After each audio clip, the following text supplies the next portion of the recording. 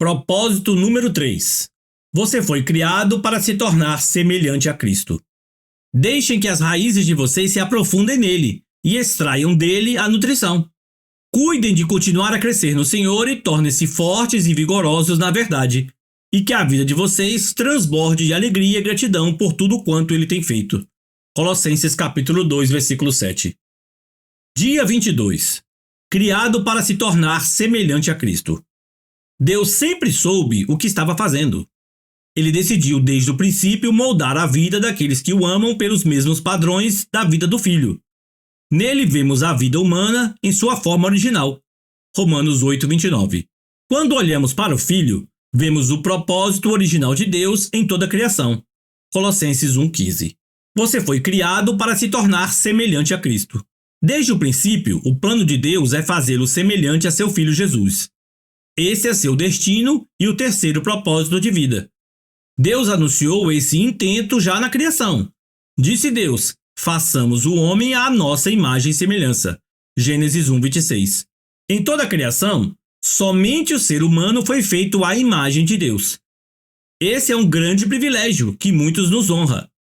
Não devemos absorver tudo que essa frase abrange, mas, com certeza, é possível analisar alguns aspectos.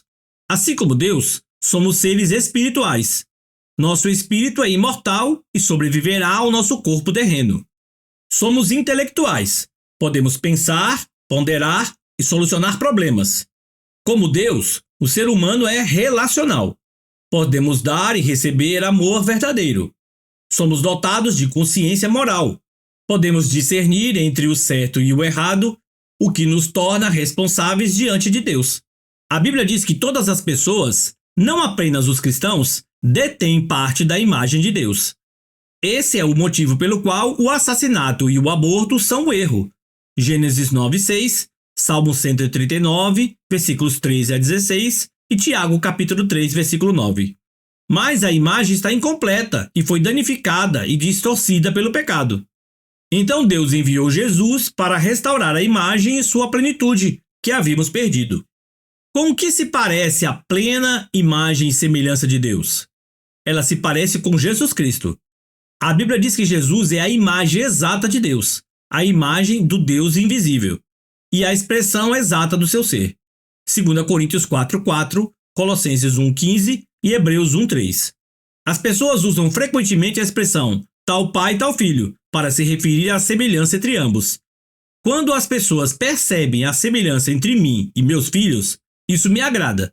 Deus também quer que os filhos dele manifestem sua imagem e semelhança. A Bíblia diz: você foi criado para ser semelhante a Deus em justiça e em santidade. Efésios 4:24. Deixe-me ser absolutamente claro. Você jamais se tornará Deus ou mesmo um Deus. Essa mentira impregnada de arrogância é a mais antiga tentação de Satanás. Ele prometeu a Adão e Eva que, se seguissem seu conselho, seriam como deuses. Vê Gênesis capítulo 3, versículo 5.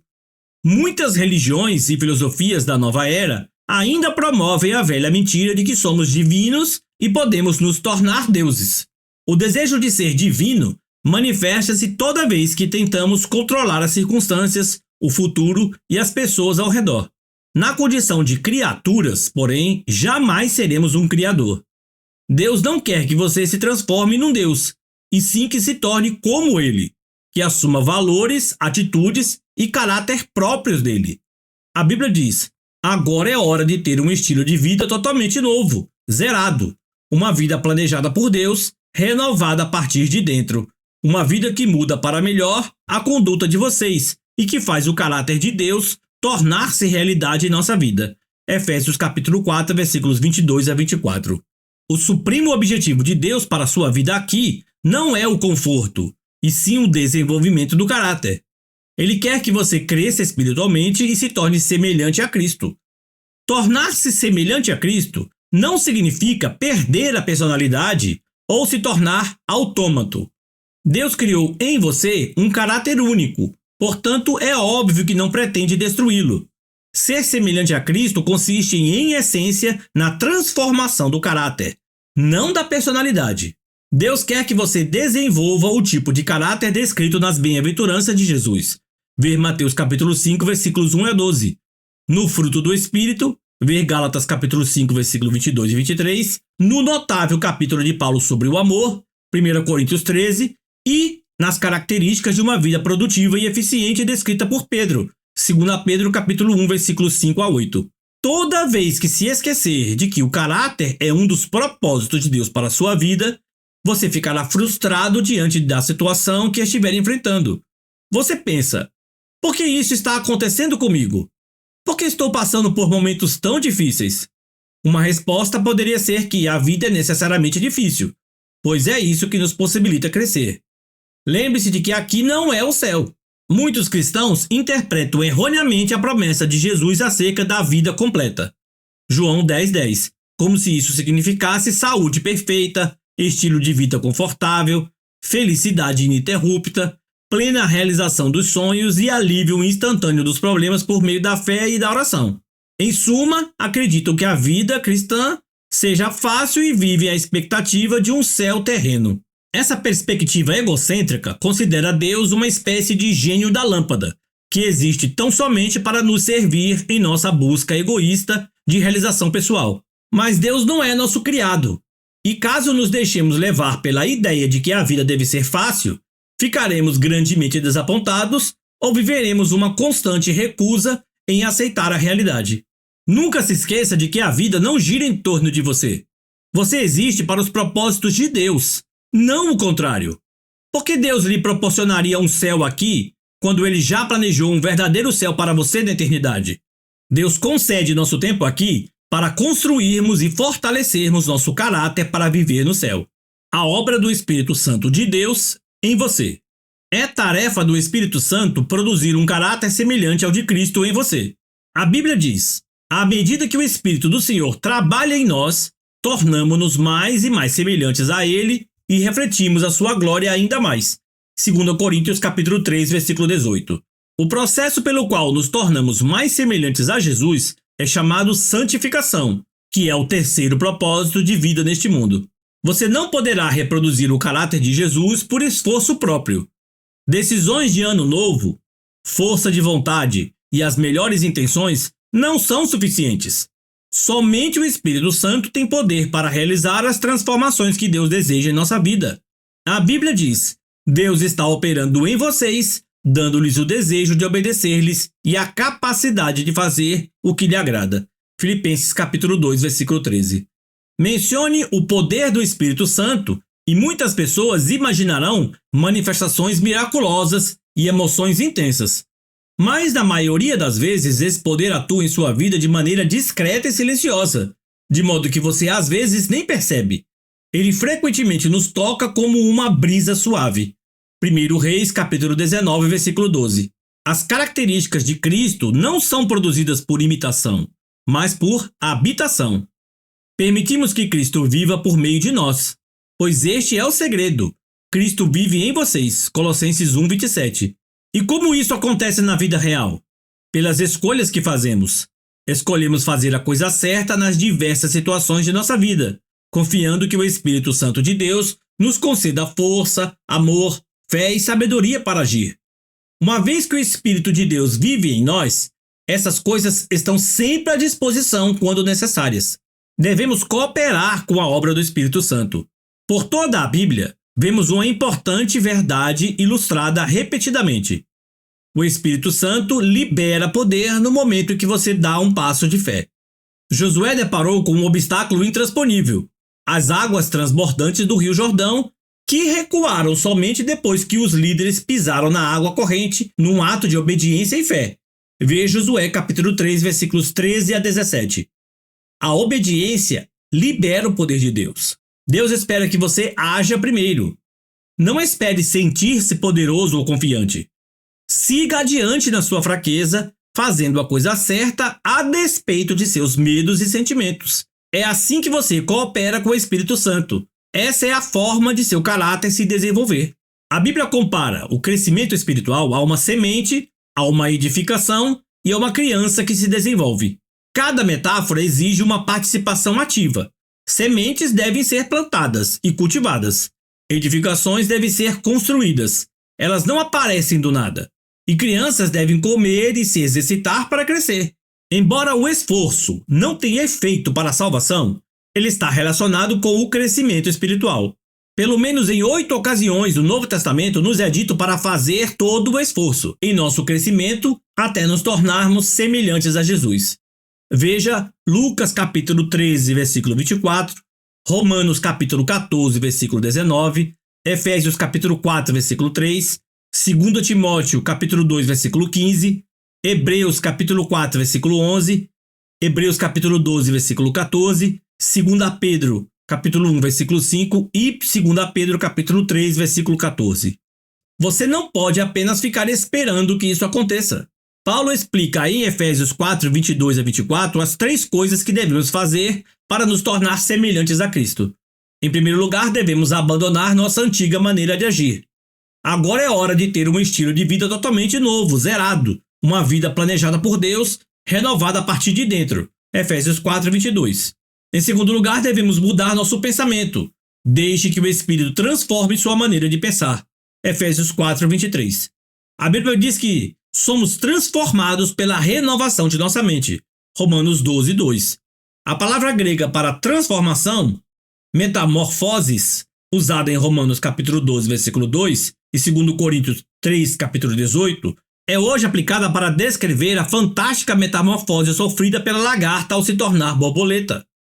É uma bela descrição do que acontece espiritualmente conosco quando permitimos que Deus dirija nossos pensamentos. Somos transformados de dentro para fora, tornando-nos mais belos e sendo liberados para voos mais altos. Em terceiro lugar, precisamos assumir o caráter de Cristo ao desenvolver hábitos novos e dignos de Deus. O caráter é basicamente a soma dos hábitos. É como você habitualmente age. A Bíblia diz que devemos revestir-nos do novo homem, criado para ser semelhante a Deus em justiça e em santidade, provenientes da verdade. Efésios 4, 24. Deus usa sua palavra, as pessoas e as circunstâncias para nos moldar. São 3 fatores indispensáveis ao desenvolvimento do caráter. A palavra de Deus proporciona a verdade de que precisamos para crescer. Os filhos de Deus contribuem com o apoio que necessitamos para crescer, e as circunstâncias promovem o ambiente para pormos em prática as características de Cristo. Se você estudar e aplicar a palavra de Deus, reunir-se regularmente com outros fiéis e aprender a confiar no Senhor nos momentos difíceis, garanto que se tornará mais parecido com Jesus. Veremos cada um desses fatores de crescimento nos capítulos a seguir. Muitos presumem que estudo bíblico e oração é tudo de que necessitam para crescer espiritualmente. Mas algumas questões da vida nunca serão transformadas somente pelo estudo bíblico e pela oração. Deus usa pessoas. Ele prefere agir por meio delas a realizar milagres. Assim passamos a depender uns dos outros para alcançar a comunhão. Ele quer que cresçamos juntos. Em algumas religiões, as pessoas consideradas mais santas e maduras espiritualmente são aquelas que se isolam das outras em monastérios no topo das montanhas, afastadas do pernicioso contato com outros seres humanos. Trata-se de um erro grosseiro. A maturidade espiritual não é uma busca individual e solitária. Você não pode crescer à semelhança de Cristo em isolamento. Você deve ter pessoas à volta e interagir com elas. Precisa fazer parte de uma igreja e de uma comunidade. Por quê? Porque a verdadeira maturidade espiritual diz respeito a aprender a amar como Jesus amou. E você não pode ser semelhante a Jesus na prática sem se relacionar com outras pessoas. Lembre-se, tudo consiste no amor. Amar a Deus e amar os outros. Tornar-se semelhante a Cristo é um lento e longo processo de crescimento. A maturidade espiritual não é instantânea nem automática. É um desenvolvimento que se prolonga por toda a vida. A respeito desse processo, Paulo afirma: isso irá continuar até que sejamos maduros como Cristo e seremos totalmente semelhantes a Ele. Efésios 4:13. Você é uma obra em construção. Sua transformação espiritual, no que se refere a desenvolver o caráter de Jesus, durará o restante de sua vida e, mesmo assim, não será completada aqui. Só terminará quando você for para o céu ou quando Jesus voltar. Então, qualquer particularidade ainda não desenvolvida do caráter se resolverá. A Bíblia diz que quando finalmente formos capazes de ver Jesus com perfeição, vamos nos tornar perfeitos como Ele. Não podemos sequer imaginar como seremos quando Cristo voltar. No entanto, sabemos que quando Ele chegar, seremos semelhantes a Ele, pois o veremos como realmente é. 1 João capítulo 3, versículo 2.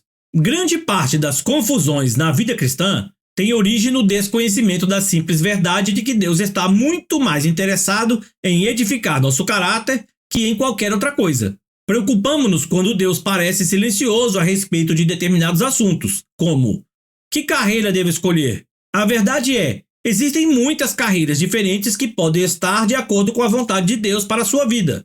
O que mais importa para Deus é que, seja qual for a sua escolha, você a desempenhe com a postura de Cristo. Vê 1 Coríntios capítulo 10, versículo 31 e capítulo 16, versículo 14. Também Colossenses capítulo 3, versículo 17 e 23. Deus está muito mais interessado em quem você é do que no que você faz. Somos seres humanos, não fazeres humanos. Deus se preocupa muito mais com seu caráter que com sua carreira, porque você levará seu caráter para a eternidade, mas não a carreira. A Bíblia adverte: não se ajustem demais à sua cultura a ponto de não poderem pensar mais. Em vez disso, concentrem a atenção em Deus. Vocês serão mudados de dentro para fora. Descubram o que Ele quer de vocês e tratem de atendê-lo. Diferentemente da cultura dominante que sempre os arrasta para baixo, ao nível da imaturidade, Deus extrai o melhor de vocês e desenvolve em vocês uma verdadeira maturidade. Romanos 12, 2. É preciso tomar uma decisão contra a sua formação cultural, para que você possa se concentrar e tornar cada dia mais semelhante a Jesus. Caso contrário, outras forças, amigos, pais, colegas de trabalho e a cultura estabelecida tentarão moldá-lo à imagem delas. Lamentavelmente, uma rápida análise de diversos livros cristãos de sucesso revela que muitos fiéis abandonaram a finalidade de viver para o cumprimento dos grandes propósitos de Deus para se dedicar a obter estabilidade emocional e realização pessoal. Isso é narcisismo, não discipulado. Jesus não morreu na cruz apenas para que pudéssemos levar uma vida equilibrada e confortável. O propósito de Cristo é muito mais profundo. Ele deseja nos tornar semelhantes a Ele antes de nos levar para o céu. Esse é o nosso grande privilégio, nossa responsabilidade direta e nosso destino final. Dia 22. Pensando sobre meu propósito de vida. Tema para reflexão: fui criado para me tornar semelhante a Cristo. Versículo para memorizar: conforme o Espírito do Senhor trabalha em nós, tornamo-nos mais e mais como Ele e refletimos ainda mais a sua glória. 2 Coríntios capítulo 3, versículo 18. Pergunta para meditar: em que área de minha vida preciso hoje rogar pela operação do Espírito Santo para me tornar mais semelhante a Cristo?